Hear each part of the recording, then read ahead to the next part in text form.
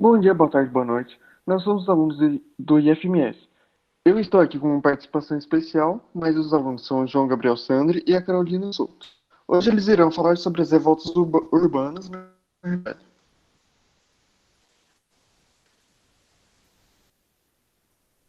Bom, a revolta da vacina foi quando o presidente Rodrigo Alves assumiu o governo em 1902. Nas ruas da cidade do Rio de Janeiro acumulavam-se toneladas de lixo.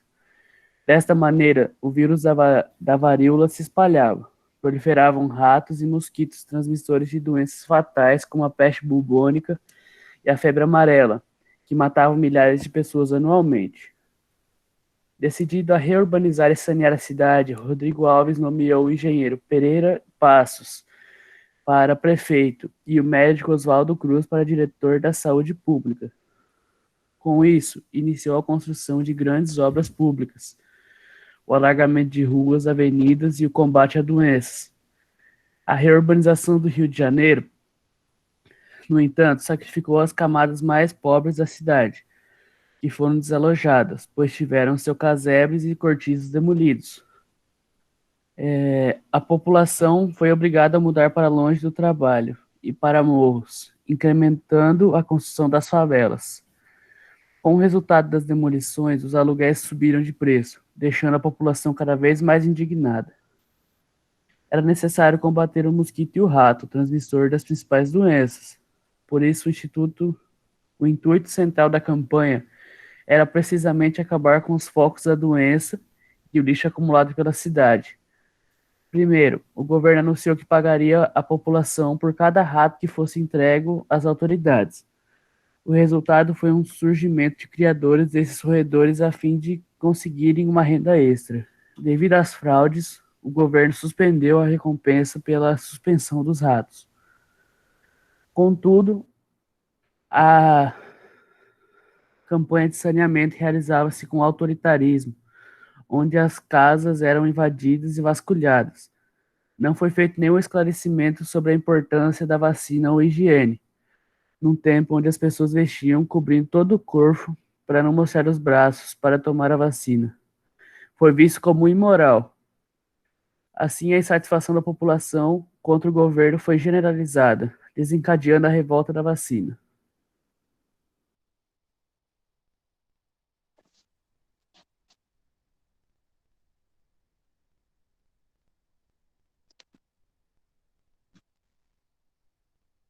A Revolta da Chibatada foi um motim organizado pelos soldados da Marinha Brasileira de 22 a 27 de novembro de 1910. A revolta foi organizada pelos marinheiros e ocorreu nas embarcações da Marinha que estavam atracadas na Baía de Guanabara, e foi motivada principalmente pela insatisfação dos marinheiros com os castigos físicos. Os castigos físicos em questão eram a chibatada, praticada pela Marinha contra os marujos que violassem as regras da corporação. O uso da chibatada como forma de punição era uma característica que a Marinha Brasileira havia herdado da Marinha Portuguesa do período colonial, a partir de um código conhecido como Artigos de Guerra. A insatisfação dos marujos com os castigos físicos e com o rigor da Marinha era crescente. Relatos contam que, pouco antes da revolta, durante uma viagem nas proximidades da costa chilena, os marujos haviam demonstrado insatisfação com a punição dedicada a um marujo. O estopim para o início da revolta ocorreu quando Marcelino Rodrigues Menezes foi punido com 250 chibatadas, sem direito a tratamento médico. Sobre a revolta da chibata, é importante considerar que ela não foi fruto apenas da insatisfação dos marujos com os castigos físicos. Os marujos, em geral, eram originários de famílias pobres, que sofriam com a desigualdade social existente na Primeira República.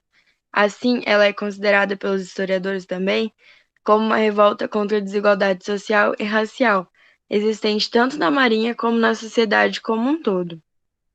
E a revolta se iniciou no dia 22, conforme mencionado, após a punição a um marujo de nome Marcelino. Os marujos rebelaram-se e tomaram o controle de 4 embarcações da Marinha Brasileira. Os marujos revoltosos exigiam do governo o fim dos castigos físicos, caso contrário, a capital seria bombardeada. A liderança desse motim foi feita pelo João Cândido, conhecido como Almirante Negro. Os marujos revoltosos escreveram um manifesto que resumia suas exigências e enviou para o gabinete do presidente da época, que era o Hermes da Fonseca. E, coincidentemente, o presidente ofereceu uma festa no Rio de Janeiro em comemoração à sua posse como presidente. Ninguém sabe quem foi o responsável por redigir o manifesto, mas esse documento foi considerado muito bem escrito. Os historiadores apontam que provavelmente ele foi elaborado por Adalberto. A respeito desse documento e das demandas solicitadas nele, a historiadora Silvia Capanema afirma que eles foram pressionados tanto pelas ameaças dos marujos quanto de políticos, que o governo de Hermes da Fonseca aceitou os termos propostos e pôs fim aos castigos físicos da Marinha em 26 de novembro de 1910 e prometeu anistia a todos os envolvidos. Após isso, uma segunda revolta na Marinha iniciou-se, dessa vez no Batalhão Naval, estacionado nas Ilhas das Cobras. Essa revolta, no entanto, foi massacrada violentamente, e os envolvidos foram aprisionados e torturados nessa ilha. Outras centenas de marinheiros foram enviados para trabalhar em seringais na Amazônia e muitos foram fuzilados durante o trajeto.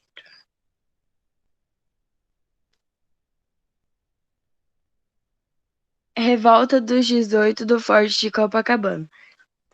Aconteceu dia 5 de julho de 1922 na capital do país, que ainda era Rio de Janeiro. Também conhecida como a Revolta dos 18 do Forte. Ela foi a primeira ação do movimento tenentista contra a República Velha. Essa revolta tinha por finalidade derrubar o governo vigente e demonstrar insatisfação com a maneira que ocorreu a eleição para presidente. Durante o processo eleitoral do ano de 1921 para a presidência, o jornal Correio da Manhã publicou cartas ofensivas com a autoria do candidato Arthur Bernardes, de Minas Gerais, ao então ex-presidente Marechal Hermes da Fonseca. Bernardes negou a autoria, mas os militantes, principalmente do Clube Militar, onde o Marechal era presidente, ficaram descontentes com as publicações. As eleições em si ocorreram só no dia 1º de março de 1922, e o candidato Arthur Bernardes foi eleito. Ocorreu contestação e insatisfação de outros estados, e principalmente dos militares. Os estados com clima político tenso realizaram rebeliões, então o exército foi chamado para conter eles. Aí o Hermes da Fonseca ordenou que os militares não intervissem nas revoltas. E essa atitude causou a prisão e o fechamento do clube onde ele frequentava. O descontentamento por todos os militares, mediante as ações desse novo governo, ocasionou a elaboração da Revolta dos 18 do Forte de Copacabana. Aí, no dia 4 de julho de 1922, o capitão do forte, Euclides, filho do Marechal Hermes da Fonseca, que estava preso, apoiado pelo tenente Siqueira, preparavam o forte para a revolta, que iniciaria pela manhã do dia seguinte. Os seus planos no começo eram que alguns estados brasileiros e áreas militares dentro do Rio de Janeiro participariam do levante, mas no final a revolta só ocorreu no forte, porque o governo federal já sabia da organização militar e impediu ela. No dia 5 de julho, o forte foi bombardeado fortemente a mando do governo. Dos 301 militares que estavam no forte, renderam-se 272. O capitão Euclides saiu do forte para negociar com o ministro da Guerra e acabou sendo preso. Essa revolta não teve êxito, entretanto foi a primeira ação articulada contra a República Velha. Após essa revolta, iniciaram-se outros movimentos com a mesma ideologia, como, por exemplo, a Comuna de Manaus, a Revolução Paulista e a Coluna Prestes, todas com a mesma finalidade, que era destruir a oligarquia cafeeira.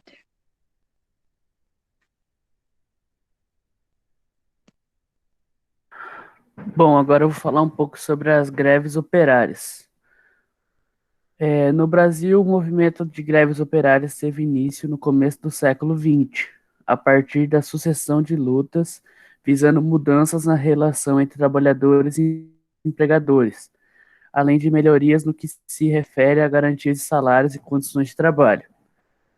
A partir do aumento do número de pessoas em áreas urbano-industriais, diversas cidades do Brasil ramificaram-se em bairros operários. A maior parte dos integrantes do operário era estrangeiros, que tinham migrado para o país. A vida nos bairros operários refletia a remuneração que os trabalhadores da classe recebiam, precariedade em setores básicos, jornadas de trabalhos fatigantes e a falta de garantia jurídica aos trabalhadores, como aposentadoria, férias, descanso semanal. Um dos problemas mais visíveis ocorria nas fábricas, onde era empregada a mão de obra infantil, por salários muito abaixo dos oferecidos aos adultos. Diversas crianças acabaram tendo partes do corpo mutiladas ao utilizar maquinário sem o devido treinamento e, além disso, não tinham garantias como seguro, acidentes no ambiente de trabalho ou convênio médico. Influenciado pelas lutas operárias que ocorriam ao redor do mundo, a luta operária brasileira manifestou-se a partir dos ideais anarquistas e socialistas difundidos na Europa, capitaneados pelos imigrantes presentes no Brasil. Com a massa operária unida, os grupos manifestavam-se publicamente a favor da conquista de melhores condições e visavam resultados imediatos, com melhor remuneração, entre outros.